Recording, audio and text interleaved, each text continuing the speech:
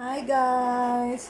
So, ayan, mini vlog lang ako, vlogan ulit.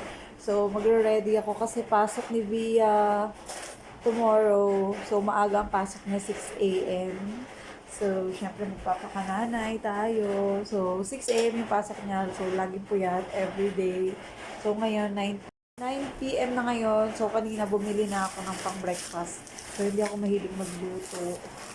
So, yung mga mabilisan lang. So, ayan, mag-iit lang tubig, tapos Coco Crunch. So, ayun na yung breakfast niya. Tapos yung baon niya. Siyempre, itong ating apple. Apple lang, tapos biscuit na matamis. So, ayun. Yan, ready na yung para bukas. Yung pagkain. Yan, yung baon. At saka breakfast. Tapos, ngayon, magre-ready na ako ng kanyang uniform.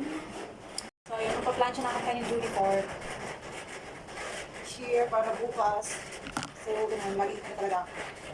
Late na ako magpa-plancha, kaya nagpatulog na kasi para, ayan, nakapagbasa na ako lahat-lahat.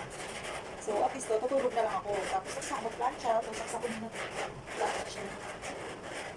Yung water naman.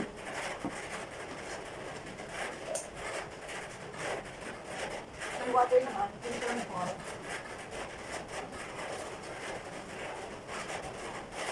Dahil super init siya, kailangan dito lang. So, ayan, yung estudyante ko, isip pa rin, kasama ko pang dito.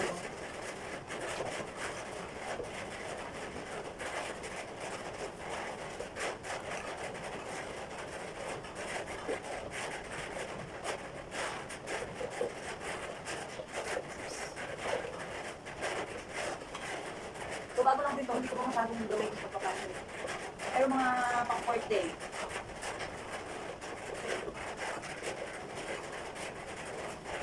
Palda naman. Ang palda.